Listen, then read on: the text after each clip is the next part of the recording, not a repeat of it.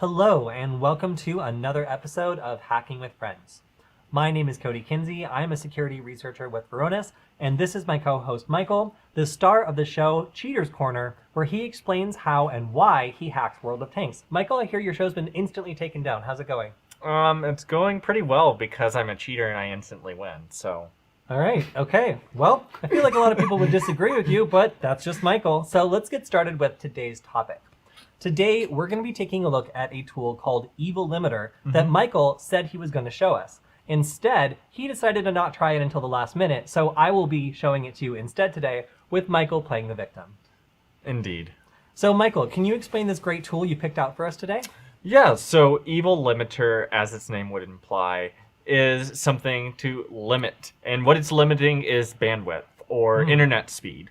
And what's really cool about it is normally we're used to things like Wi-Fi deauthing, right? So if someone's on my Wi-Fi network or someone's on a Wi-Fi network and I don't want them to be there, I can send deauth packets, which emulate being the router, and say, hey, I'm the router of this network. I don't want you to be here anymore, right?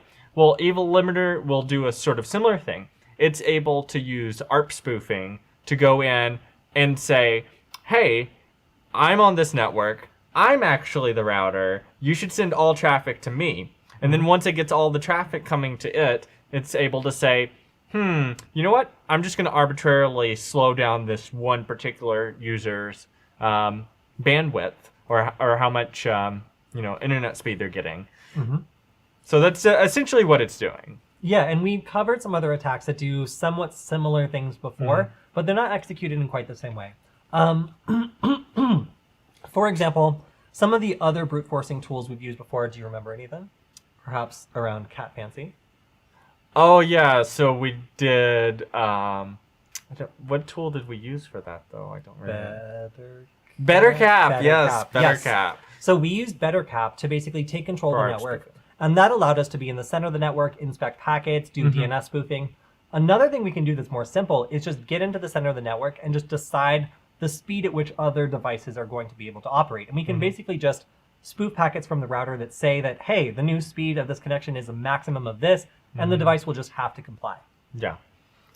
Yeah, it's and what I love is that you don't have to have any kind of administrative privilege to do this, right? So even if, say you're at home and you're not the admin of your home network, you don't know what the router admin password is, and you want to get back at your roommates, right? Like, you could totally limit their bandwidth if they're being massive, like downloading a terabit of files every night. Okay, all right. So, what Michael just described is arguably legal. Very arguably, especially if the roommates don't consent to it. What would be more legal is if you are in a shared internet environment, and let's say one person is hogging all the internet, or it's not clear who's hogging the internet, but the connection just seems to be terrible. One thing you could do is set this up to be able to look at who is consuming the most data and then limit them to a certain cap. Now, of course, there's also firewalls and stuff that does this, but this does not require administrator permission to do that. So if you're coming in on some network where people are behaving unfairly, and you are the owner of that network or otherwise have permission to administer it, then this is a tool that you can use to identify people who are using a lot of data and then also throttle them over Wi-Fi or Ethernet. And I was going to say, if you are the administrator of the network and you're more interested in doing that in a more elegant way, go back to our pfSense video and use pfSense. It's got a ton of different load balancing tools and various mechanisms in which you could say, okay, I want to give internet speed and prioritize this system, and then any remaining speed can go to this system up to a certain amount, and then it waterfalls down, and you can do all kinds of fancy stuff like that. Yes, this is more for people who maybe don't have administrator access to a network or are doing some pen testing stuff or otherwise need to throttle the connection of a single device or just disconnect it internally from the network by doing ARP spoofing and then just dropping packets that are sent. So this can be used in a variety of different ways. One thing that it has built into it is a scanner. So as soon as you connect, you can just run a scan to determine other hosts on the network, which is really slick. The next step is going to be determining rules for them or monitoring them. And that allows us to have direct effects on devices on the network, such as watching them to see how much data they're consuming, or just blocking them entirely if they're not allowed on the network at all. Yeah, one of the more kind of insidious uses of this I had thought of too was if someone did compromise your system, or they hacked your Wi-Fi or something like that, instead of straight up just deauthing them and kicking them off the network, you could just limit their bandwidth to just a minuscule amount so that they get it in their mind, oh, this is the worst internet in town. I don't want this internet regardless. And they never try to come back and get your internet, right? Yes. So another question we're probably going to get is, will this work on public networks? I mean, it should work on public networks. The only caveat on what it won't work on as far as networks I've seen is it doesn't work on IPv6. That's true. The newest standard. Now, a lot of networks I've seen will usually support IPv4 and 6, and like a lot of the older devices only do 4. But I personally haven't run into many networks that use exclusively 6. Well, one thing I would also point out is segmented networks. So if you're the only host on your subnet, then it probably means you're not going to be able to start messing with other devices because you don't have the ability to communicate with them or send them traffic. Correct. Okay, yeah. So, yeah, I see what you mean. Like a lot of restaurants or a lot of businesses. Like Starbucks. Starbucks, I think the Ubiquiti equipment in a lot of those Wi-Fi access points intended for commercial installations usually are set up in such a fashion that every device, when it connects, is put on its own VLAN. So that means if you were to do a scan from that device onto the network, you wouldn't see any other devices except the router. And that's deliberate. It means that you don't have access to like their security cameras. You can't try to log into their DVR system. Like you probably can't even try to log into the router. Yeah, exactly. And like that's what's recommended with most VLANs is at a bare minimum, your security devices should be on a separate VLAN, preferably on a completely separate different network. Your point of sale system should be on a different VLAN for sure. And if you can do it, a separate network completely. Yes. So Michael was going to show us how this works on Windows. What did we find out about that, Michael? Okay, so EvilLimiter comes in 2 flavors. The original flavor is intended for Linux only. It will get all the way up to the point of running on Mac and then give you a big fat error that's use this on Linux. Yeah, it just tells you run on Linux, and you're like, is this not close enough? And it's like, no. Yeah, and then the second flavor. Oh wait, by the way, if you copy and paste that error message, there is one result, and it is in some language that I was not able to identify. Yeah. And then so the second flavor, which is slightly more recent, is EvilLimiter for Windows. However, when I say recent, it hasn't been actually updated since like July of 2019, so it's a little out of date. But anyway, I still had my faith. I tried to download it on Windows, tried to download it on Firefox, on Chrome, and on Internet Explorer, and all of them gave me big fat errors saying, hey, you can't download this is a virus. Even when I did attempt to override that on Firefox, it still gave me all kinds of errors. When Kody was able to successfully download it on a virtual machine, he got a big fat error of some sort. No, I didn't. You didn't? No, I didn't. I didn't get any errors. I installed it successfully. It's installed. It does nothing when you run it. It doesn't do anything. You can run it as administrator. You can run it as not administrator. It doesn't matter. It's just it just doesn't do anything. So, I mean, whatever. That's fine. We're going to show it to you on Linux because we were able to get it working there. But I would argue that this project is like barely maintained.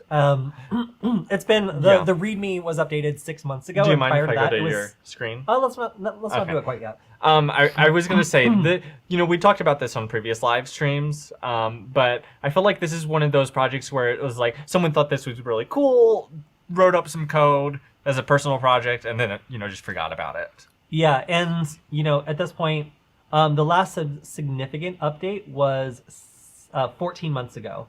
Aside from that, like the changelog and the README were updated like 6 months ago. Actually, no, I guess 6 months ago there was to the original version. There was an update to the actual code. Now that I look at it, that added the watch command. So it basically allows you to like watch different devices specifically. But aside from that, the Windows version has not been updated in quite some time, and I consider that to be a project that has a lot of risk that I can no longer guarantee it's working. And I mean, if you ask me why does it not work, I'm going to reply to you, it's old. And if you ask how to fix it, I'm gonna have to tell you like learn Python and fix it yourself because this Yeah. guy's obviously moved on or gal has obviously moved That's on. the one I So- always love when we do these sorts of videos introducing someone else's tool, and then we get questions like, "Oh, there's an error on this and such a line." I'm like, You guys, if Make you're a watching GitHub this issue. and you're thinking about messaging me or you've already messaged me asking a technical question for a tool I didn't write, the answer is I don't know. I've moved on to other things and I probably haven't run that tool in like a year. So you should ask the developer because they're the one who's responsible for it working or not working. All I can say is it worked at the time that I did it. exactly. Thanks. But yeah, so let's go ahead and switch over to my screen now. And we can see the tool we're going to be working with today. Now, I'm running a Mac OS system. So what that means is I can't run this directly. If I try, it gives me a big stupid error. You're showing the EvilLimiter Windows, which is the one that doesn't work. Oh yeah, sorry. So EvilLimiter they and are EvilLimiter Windows. They are separate GitHub projects. Yeah, they're Gonna be also aware linked. They're also linked together. So you Yeah. can, for example, if you're on EvilLimiter, you can just click on this to go to EvilLimiter for Windows. But keep in mind this doesn't work. Yeah. And then if you want to go to EvilLimiter for Linux, it takes you back. So they're cross-linked projects by the same person, but one of them just doesn't seem to work. So Yeah. this is the one we're going to be using today. I'll enlarge it a little bit. I mean, as much as we're dissing on it about some of the flaws, I still think it's like, if you're like, I hesitate to say script kidding, but if you're just learning, if you're just getting into this, or maybe there's someone interested in this kind of security that isn't as fluent with technology, this is pretty as basic as it gets with using command line tools. Right. So let's talk about ways that we can run this. You can definitely run this if you have a Raspberry Pi. Yeah. And you have Ubuntu or Kali Linux on it, or Raspberry Pi OS, because Raspbian doesn't exist anymore. Oh yeah, that is true. I was gonna say, if you watched a video like the one we did on the Pi-hole, it would be really easy to run this alongside Pi-hole on a Raspberry Pi, and it just would give you another kind of tool in your toolbox to use as a network administrator. Now, for Mac OS, if you don't want to do all that, then my recommendation is run a virtual machine and then connect a wireless network adapter to that virtual machine running Kali Linux and do that. It's the easiest way I've been able to get it working. I tested it and it seems to be working just fine that way. Otherwise, you can also just run, again, Ubuntu or whatever Linux distribution you want on whatever computer you have lying around if you dual boot it. But unless you know a little bit about networking, it can be quite frustrating to try to do this over Ethernet, unless like you specifically like plug in an Ethernet connection and select that you want to connect it to the virtual machine and just join that. Right. Otherwise, if you're sharing an Ethernet connection from your host to your virtual machine, things get messy, and if you don't know what you're doing, you'll only see like the computer and the virtual machine together on the network, and you'll be confused why it's not working. So also, if you're running like just a Linux laptop, straight up Linux dual boot or anything like that should work. Of course, straight out of the box. But that kind of takes the most commitment, and a lot of people don't like dual booting between operating systems. But you know, I found that it works out in a virtual fashion. Now, I did have a question about the way it works. Is it actually routing all of the traffic through your system, or is it just routing the ARP commands and then it's telling the network connection speed? Because the way I'd interpreted the way it works is it actually routes the traffic through your computer. I believe that's the case, yeah. Okay, so in that case, you do want the fastest connection you can get to your system. I mean, it depends on like what the internet speeds are that your network is working on. Like, if you have an internet speed of 100 megabytes and you have a gigabit home connection and decent Wi-Fi, you can use Wi-Fi probably. But if you got a gigabit connection, you probably need Ethernet in. Yeah, so this applies traffic shaping in order to do that. So what I'm assuming, again, is that it's replying as the router and saying, hey, these are the data rates we're using. And the device is, provided that it's capable of transmitting at that data rate, is just obligated to do so. And there's really no negotiating with the router. If it tells you it's not capable of a certain data rate, like you're not going to like tickle it into changing its mind. Like you just have to change it. And this is not a user selectable preference. So most people would never notice that suddenly their connection's been downgraded to a much lower speed. Yeah, exactly. And also that's the kind of more like along the insidious lines I was saying is like you could slowly step down their connection because you have very fine control of the speed when you're using this tool. So you could just shave off a megabyte per second over several hours, and no one would notice, and they would just be like, why is the internet not working? Well, Like, I don't know. Yep. So, and this also is a lot less obvious than a deauthentication attack. Mm-hmm. If you choose to just throttle it to 0, then the person has no indication as to Right. why that's happening. Yeah. Well, that's kind of along the lines of what I was addressing earlier. Is like, at a certain point, like, why wouldn't you just de-auth the device? There might be because this is less detectable. So, Right. like, if someone is is running Wireshark trying to figure out what's going on, like the router just sending normal packets and no deauthentication packets in sight takes an extra level of knowledge to know what's going on. Like, anybody can just scan for like deauth packets and be like, oh, something's taking me off the network. And the signs of this are very obvious, but it gets much more difficult and headache inducing to have to troubleshoot a network that's connecting but not sending data, because there could be like tons of different reasons, and most of them begin and end with DNS. Especially if I think we did it on a previous live stream, but the deauth detector. If someone's using that and they start seeing their deauth detector blinking like a madman, in the corner, they're like, yes, I know someone's attacking my network, but with this, so I'm going to go ahead and open up my virtual machine. And in this case, I'm using Parallels because I am tired of dealing with what's the free one? I've already forgotten it because it's been a long day. Hold on. VirtualBox. Yeah. How did you not know that? Well, I was thinking VMware, but no. Yeah. So VirtualBox is great and will work generally, but I find that it can be very tiresome dealing with the networking options. I use Parallels because they offered it to me for free after I continually harassed them on Twitter to make this free for students. So, that being said, Parallels, you need to make this free for students or no one's going to bother to learn how to use it. That being said, it is a great experience on macOS, and that's why I'm using it, again, mostly because it's free. So, I've just loaded up Kali Linux. I downloaded this from the main website for it, and it's just like a generic image of it. It's not any special one. I loaded it up through Parallels, it installed, and now we're ready to go. Now, this isn't installed by default, so I'm going to have to go through the instructions here, but I've already done that, so I'll just kind of show you what they are. Yeah. Because I've tested these, and they work. So the first step for this is doing a git clone of https github.com bitbrute/evillimiter.get. I did this a while ago, and it created this wonderful repository. Next. And it's a super fast download, too, because it's just like a pretty short Python program. Yes, it is. I'll make this bigger too. Next, you change directory into the recently downloaded EvilLimiter directory, and I'm already there. So if I just cd go up, ls, EvilLimiter is right here, cd EvilLimiter, ls, and then there's a bunch of stuff here. So what I'll need to do is install it, which I can do with sudo python3 setup.py install. Yes, and do make sure it is Python 3. When I was doing this on my Ubuntu laptop, I was having some problems running it because my Python 3 and setup tools was not up to date. So you may need to make sure that all that's up to date. All right, so I'm going to full screen this now. Oh, it's in a little box. How cute. And what this is telling me is just that, all right, it's already been installed. So I can type EvilLimiter.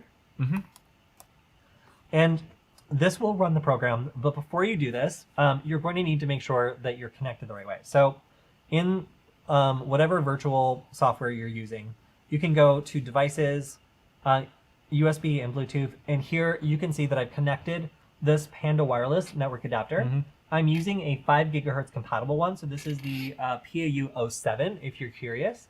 And it works very well for this and seems to be quite compatible, so I recommend it for this particular task. Although typically I use an Alpha Wireless one. It's just whichever is more convenient. Yeah. Okay, so that way I can now connect in my virtual machine to the network. Again, if you try to do this through the shared connection, the Ethernet connection that's going between my actual host computer and this Kali virtual instance, then it won't be able to scan anything, and this won't work. So by connecting my virtual machine directly to the Wi-Fi network, this allows me to be able to start messing with stuff on the network at large. Cool. So I'm going to start EvilLimiter. I wonder if it's going to make me sudo it. Yeah, I've always had to sudo it. Run as root. So here you can see if you try to do this and you don't have root permission, it will ask you to do it. So sudo ! Michael, what does that do? Runs the previous command as sudo. That's right. Should have anyone. There. You're like, all right, cool. Maybe. So now I have the gateway MAC address. I have the gateway IP address. I have the interface of WLAN 0 set, which is great because it's the only one I have up right now.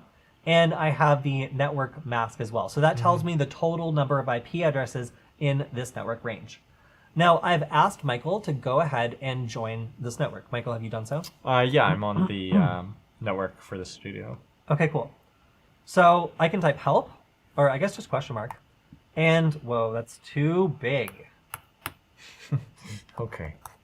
All right, there we go. And then I can see information about the different instructions I can run. So you can see the watch, the monitor, but the first one we're really going to want to do is scan. Yeah.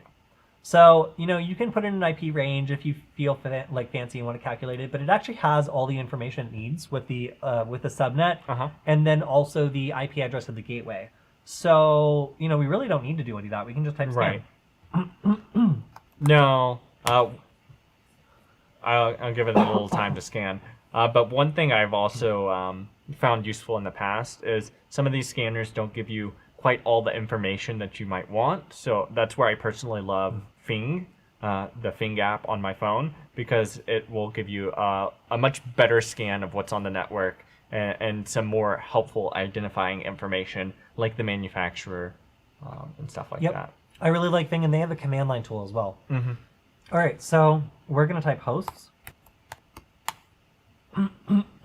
Yeah, because this is what I'm talking about. With just seeing the MAC address and the IP, it's not immediately obvious what's what. Yeah, that is a little annoying. Usually it will show you a host name, so you can see what the computer is named. Yeah. But it doesn't seem as though that function's currently working. I need to go to my terminal and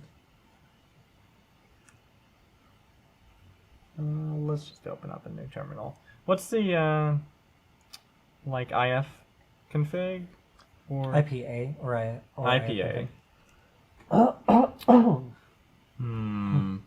So I'm going to type monitor. No host to be monitored. Monitor. Oh wait, maybe I need to add. Let's see. Of a limited. Oh, it monitors the bandwidth of a limited host. Okay. Yeah. So I was going to say. So this is to analyze without limiting. So if I just type analyze, will that work? Parameter ID is missing. Okay, fine. Analyze. Do 1. I believe that you're 2. Oh wait, are you sure? I'm pretty sure I'm 1. Okay. All right. So now it's going to analyze traffic. Michael, do some stuff on whatever. Okay. So it should go for 30 seconds. I found this was a little bit buggy the first time that I ran it, but Michael will go to youtube.com. Yeah.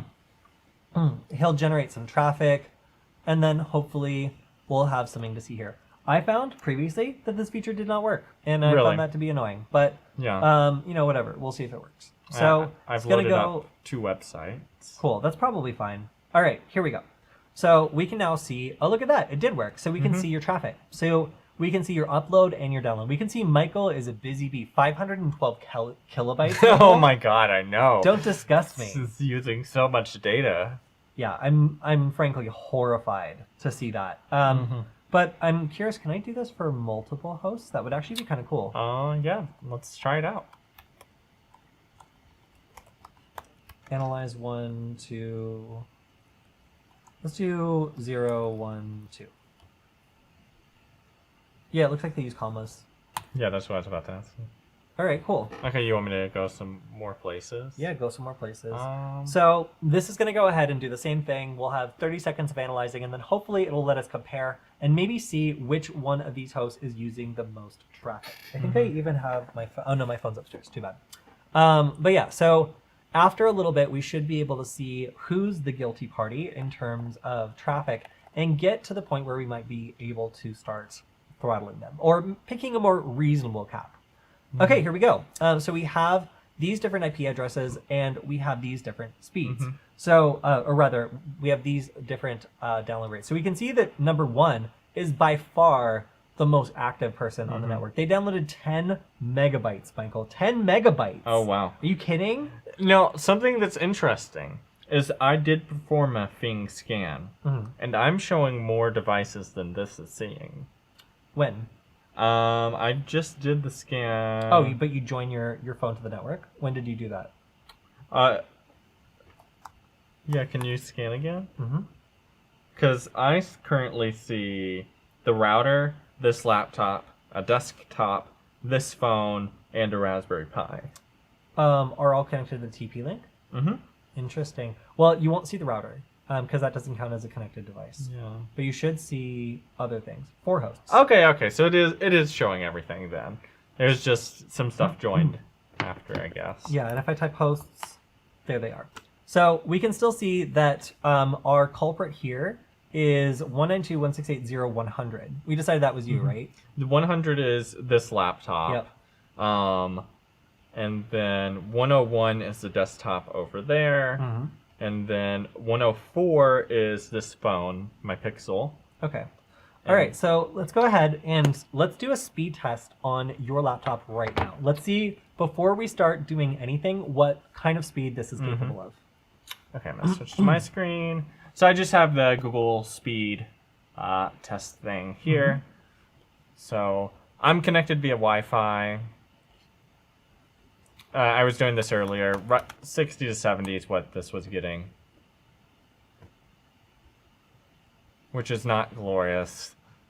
As glorious as it could be. In fact, I was getting like 20 megabits per second up earlier. So someone might be uploading something else on the network. I mean, that's a pretty serviceable place to start from, though, right? Mm-hmm. I think it's going to settle around 9 for this. Okay, cool. So we've got 63 megabytes up, down, and then 9 down. Yeah. Okay. So this little speed test also, I've been monitoring it, and it looks like it uploaded 30 megabytes. Yeah. And then downloaded 444 kilobytes. But it seems yeah, that's why I like some of the other speed tests a little more, because they'll upload varying size files, which can be a little more accurate as far as like what your speed actually is. Mm-hmm. All right, so we have I don't know why it's not settling. So this does support auto detection, and in my case it worked. But if it didn't work, then you can add these arguments. I'll switch to your screen. Oh yeah, switch my screen. So going back to the GitHub, I'm just looking at the different arguments you can add when you run this. So if I had an Ethernet connection and a Wi-Fi connection, I could specify which one I want to use by doing -I and then WLAN 0, for example, for the Wi-Fi card. I can also manually specify the gateway of the router as well as the MAC address. So if that's not automatically detected, I can put that in, as well as the net mask if I know what that is. Right. So there's lots of different things I can do to try to make it more simple if this isn't auto-detecting or if parts of it are broken. So even if parts of this go out of date and don't work, you can still manually specify things if it doesn't auto-detect. Yeah. And also, like, this being a Python project, this is the perfect kind of example of, you know, when I get asked, hey, I want to get into hacking, how do I learn? Like, I like pointing towards stuff like this. Maybe it's like a cool project, it's a cool concept, maybe it's not updated as much. Go learn a little Python, look at it, see if you can update it, get it working. Stuff like that is a fun way to learn. So this will also show, there's a watch status. So that will allow you to see when a host reconnects with a different IP address. So it's just using like the MAC address, I'm assuming? I think so. So, that would be really fun to play around with hacking the hacking tool. So like reconnect, but with a spoofed MAC address like we did in our previous live stream. Yeah. Well, that's interesting. Can you try disconnecting and reconnecting on your computer? Sure. I will turn off the Wi-Fi. I'll tell you, it should be disconnecting now. Do you want me to just go ahead and reconnect? Yep, reconnect, and then I'll type watch again. So, I have no idea what this feature is. I just wanted to try it. Okay, it is in the process of reconnecting. Cool. Old IP address, new IP address. Okay, cool. Oh, did it actually do it? No, I'm just reading out the categories. I was going to say, I am now reattached to the network. Okay, and one reason it could be not doing that is you haven't come back to the network with a new IP address. It's the same IP address, yeah. Yeah. I was thinking of that too. Yeah, so if you did reconnect with a different one, then this would keep track of Yeah, so if the DHCP lease expired. So it seems like this program is somewhat intended to, run on like a Raspberry Pi or something like that could stay on for like 48 hours, 2 weeks if you wanted it to. Interesting. Okay, yeah, so there's some other stuff like watch set, clear quit, but we're really going to go now into the actual limiting functions and explore both blocking and being able to limit. So let's try the limit function first. And I can't copy and paste, so I'm going to have to type this, but we'll do limit 1, and then we're going to put you at, what, like 300 kbit? Sure. Or we could limit all 1 gbit, but I think that nobody would notice. Yeah, no one would notice that. Yeah, but that does mean we can put a cap on stuff, so we're only basically like swatting it down, like if it starts getting really slow. So let's limit 1 300 kbit. Let's just do 100 kilobit, because if you scroll up, wasn't it? This is already loading a little slow. Too late, loser. All right. Okay. So now we are limiting Michael's computer to 300 kilobits. So we shouldn't see anything over a certain score now when he goes. Okay, so should I try to open like a video? No, you should go back to the speed test. Oh, speed test. Yeah. Okay.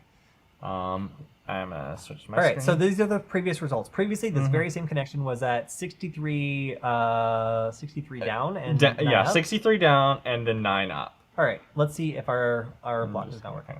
Refresh this. Run speed test. Oh no! Oh no! No, Kody! Why would you do this? Hey, look at that! It's never going above 3. So that's great. So now it will never go above 300 kilobits. So it edges up, it tries to get close, and then my system is just swatting it back down. And it does for the uploads too. Yeah. Cody. Yeah, look at this. Cody, the betrayal. Yeah. So you crippled my system. Michael's speed is now trash. It is pathetic. It is so sad. This is like we've had dial-up in the past, and I got better speeds than that. So now I'm just going to go ahead and limit 1. Oh, wait. What is the rate? How is the rate expressed? 1 gbit. Okay, fine. 1 gbit then. If you do 1 gbit, then it would go back up to the same. I know. So now I'm limiting. Oh, wait. To 0 bit. It read it as 0 bit. Okay, cool. Let's try it. So run your test again. I'm going to refresh the page. Sure, okay. Okay, so the page refreshes. So now we're saying, Michael, you can't go any faster than the gigabit internet that you paid for. And in fact, we don't get that. But it is still slowing it down a bit. It should be going faster than this. I don't know what's going on. That's weird. What's interesting to me is that it's coming pretty close on both the up and the down. Yeah, and we do not have a symmetrical connection. No, we do not. So it looks like it's set a rate.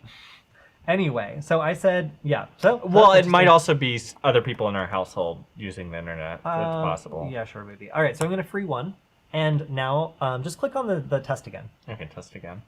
I just want to see if we have to. Whoa! Oh, okay, yeah. Something was going on there. Yeah, so I freed you from your internet jail, child. I've decided to take you out of timeout mode. Please, sir, I will do anything to not have that happen to me again. Yeah, this is very funny. Can you imagine, like, your roommate just in the middle of a gaming session and you just, like, you know what? I'm tired of cheating at World of Tanks. So all of a sudden, so in the middle of the speed test, I just tanked your. Go ahead and run a test again. Okay. So wow, he fixed it. That's great. And now suddenly, you're back on dial-up. I'm not even download. It's so slow. What did you set it? I set it to 100 kbit. It's not even registering. It can't even. Can I even load the page? Yeah, it can't even properly connect to the server. Look at how slow. Run your speed test. Wow, it is so slow. I feel like it's so brave. Look at that, it's trying. It's trying really hard. Yeah, my computer doesn't want to let it though. But if I suddenly become more generous, limit 1, maybe I think you deserve 200 kbit. Oh wait. Limit. Oh, it's going up. It's going up. Well, no, you'll get a max of 1. But now I'm going to raise your limit. Yeah, it's done. It's trying. No, it's testing upload. Yeah. So what I think I can do. Oh wait. Give me like 1 megabyte. So now I've jacked up your internet speed. So if it works, then you'll have a much higher download speed or upload speed than you'll have. I think it's already like requested the packet, so I may have to just refresh. No worries. Okay, let's switch back to my screen. Yeah. And we can see the history of me messing with Michael's internet connection. And this is very, very simple. It's super, super easy to do this. And it means that it doesn't take much to be able to start being the speed cop on every single device on the network. Now, as Michael pointed out, it can be a little bit annoying to figure out which device is which. Yeah. That means we might need to do another scan, like an Nmap scan or something, to figure out what something is by looking at the services that it's running. For example, I can do like an Nmap or an ARP scan and just be able to figure out like which device is which. Yeah, Michael, you want to blur something out? Well, I was gonna say we showed off web scan on the live stream the other day. I wonder if you could use that for this purpose. I guess, but you're gonna make me blur a bunch of stuff. Yeah, That's of course. fine. You know, Michael needs extra work.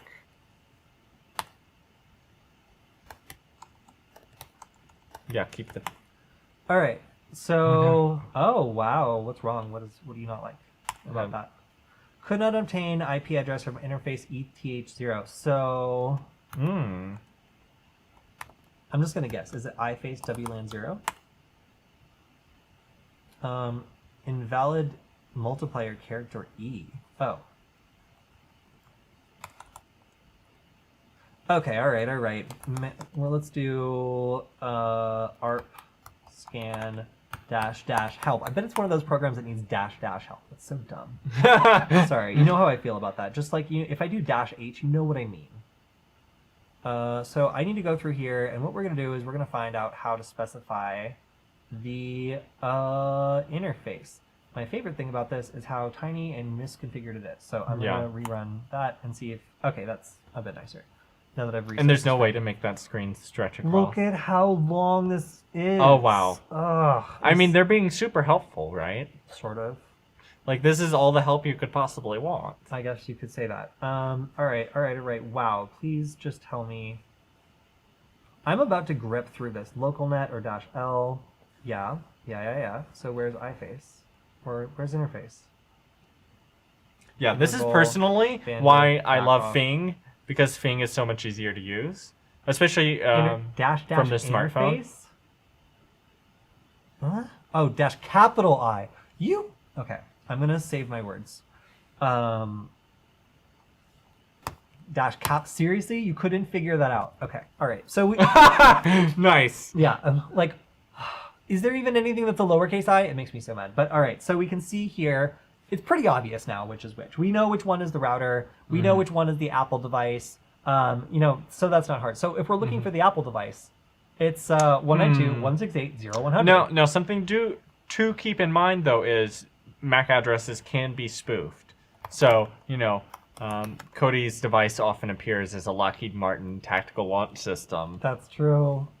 It's because nobody wants to mess with that device. They just want to know why it's there. So I'm going to do, it's gone, sudo nmap, and then I'm just going to nmap this. I'm not even going to do any arguments, right? All right, so this is just if I'm not 100% sure, I can just take the extra step of knowing before I do something nasty like kicking Michael off the network. So if you're doing this at home and you're going to get in big trouble if you specify the wrong host, then you should probably run this step just to make sure you're not about to kick somebody else off who will beat you with a shoe. Okay. All right. So here we can see we've done our scan. We can see this is an Apple device. We can see Kerberos. We can see other stuff that lets us know, okay, this is like an Apple device. So, all right, we've managed to figure out what this is and generally identified it. Why do you have port? Okay, whatever. I don't know what this Mac does. Yeah. Okay. And cool. it's alone time. EvilLimiter can do one other thing though. It can completely block. Yes, that's what we're about to traffic. do. So now that we've made 100% sure that Michael is the one here that we're going to kick off, I'm going to type host. We can see he still indexes 1. So we'll do block 1. That's all it takes. So now, Michael, go ahead and run your stupid little speed test, huh? And switch over to your screen. Yeah, so switching my screen. Click on run speed test. Don't refresh because it won't work. Oh, it's too late for you. No, nothing's working. Yeah, so Oh, maybe try it. Again, this is old. Maybe it won't work. That would be very funny. So I think it just loaded because it was in the cache for the browser. So it's going to try to contact. If this just blows through, I'm going to laugh very hard. Oh, look, it's trying. It is. It is trying. I mean, what a brave computer. To be fair, we can't distinguish between this and when you set it to like 100 kilobit per second. Yeah. Well, it also looks like it's not working. Yeah, but both of them look like they're not working. So yeah. Yeah. So you can either throttle this to so low that it can't. Hey, that's did we a break new it? one. What does it the say? test can't be completed due to a problem with the network. Try again Enlarge later. That. Make that error larger. Command plus. Command. Yes. Plus. Yes. Thank you. I am the problem. I am the problem. Yes. Yes. Okay. Cool. So. And I'll show that on your system. Yeah. So this is all it took. Just block 1 was all it took to cause this catastrophic failure of Michael's internet. And this will work against Ethernet or Wi-Fi devices. So any device that's going to be on this network, once I join to that network, again, I have to be connected to that network in order for this portion to work, will be able to limit or block that connection. So really, really cool to be able to do this. And also, if I want to free, then I can, of course, this is the most important part. If I teach you guys how to block something and then not how to like free it, then that's not very nice. Yes. Wait, I'm gonna make this bigger. So we're Freedom! gonna do free all. Of course, I can just type free one. That's like the most benevolent command I've ever seen. Yeah, this is the nicest thing I've typed all day. Free all. So now, if Michael goes back and let's do his computer's workout one more time. Okay. So here we are. Sad. Click on retry. Sad I just want to see if it days. works. Whoa! See? Awesome. So now our mediocre internet is back and stronger than ever. More mediocre than ever. More mediocre than ever. Which is sad because we actually have a gigabit connection here, supposedly. Supposedly. So that is how we can use traffic shaping techniques as well as ARP spoofing to be able to do this sort of thing. And then if I want to gracefully exit out of this, we can go back to my screen. Oh my gosh, I hope I don't sneeze. Okay, I didn't. Good. So we can just type quit. That's all right. I distracted them with the tunnel of cameras. Great. And there we go. We're out of EvilLimiter and all the traffic manipulation. I was going to say, yeah, cleaning up. When you quit it frees all, right? I don't know. Okay. Do you want us to test it? Of course we have to test it, Kody. We have to provide this valuable insight to our community. Okay, They're literally on the edge of their seats waiting to know whether or not that'll work. Yeah, so if you forget to unblock a device, we're going to show you if just exiting without freeing it will actually allow it to function again. So let's give it a try. So we'll do hosts. It's going to be you. You're still number 1. So we'll do block 1. Yes. And you are blocked, buddy. Okay. So now go ahead and verify you're blocked. Just refresh the page, I guess, or whatever. So... yeah, it seems to be blocked. Cool. Now I'm going to exit. Okay. Oh, I just typed quit. It's nothing fancy. So I've exited the program now, and let's see if Michael... Hey, it jumps back up. So yes, it looks like upon investigation... I think it should be showing my screen now. Yes. Yeah, so it's... Oh, I thought we were. But yeah. Yeah, so upon investigation, as soon as I exited the program, Michael's connection was restored. I think we missed the moment that happened, but it's okay, Michael. Well, I didn't know which side of that you wanted to see. But yes. So when you do quit, it cleans it all up for you. So that's nice to know. Yeah, so I think that's all we have for today. This tool is pretty simple, and again, it's kind of unmaintained, so it behaves a little bit unpredictably sometimes, especially if you're trying to install it on Windows. It just doesn't seem to work. Yeah. But if you do have a Linux system, or if you're able to just run a virtual machine, this is a great way to begin figuring out what kinds of devices are on your network, and also just be able to start imposing rules on ones that might be taking down an unreasonable amount of data. Yeah.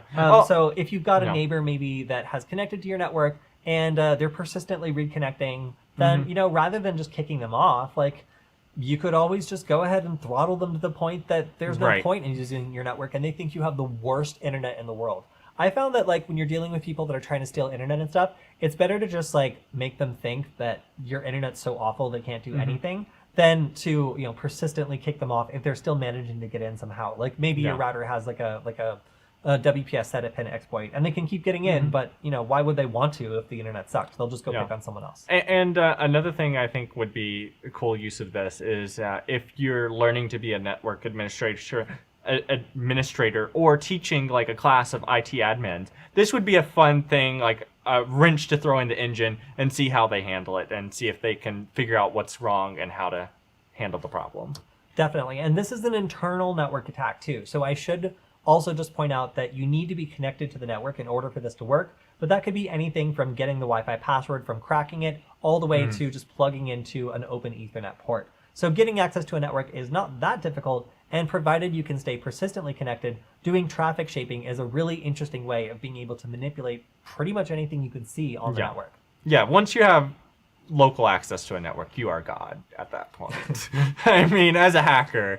But so this is one of those ways you could pretend to be the network god. Right. And of course, we always need to point out that if you don't have permission to do this on a network, like you are not the network administrator, if you just go to your local coffee shop and start doing this, this probably would constitute a crime, especially if you're blocking someone. It's a denial of service, and you're also like illegitimately interfering with the delivery of like services. There's all sorts of like U.S. computer laws that deal with that sort of stuff. So make sure you have permission to do this. Only do it on your own devices. And yes, do not use it for illegal purposes because you can get in trouble. And this is not that hard to see. Yeah. This is typical man-in-the-middle stuff. So if you're connected to a network and you're sniffing in Wireshark and you know what you're looking for, it's not going to be that difficult to figure out what's going on.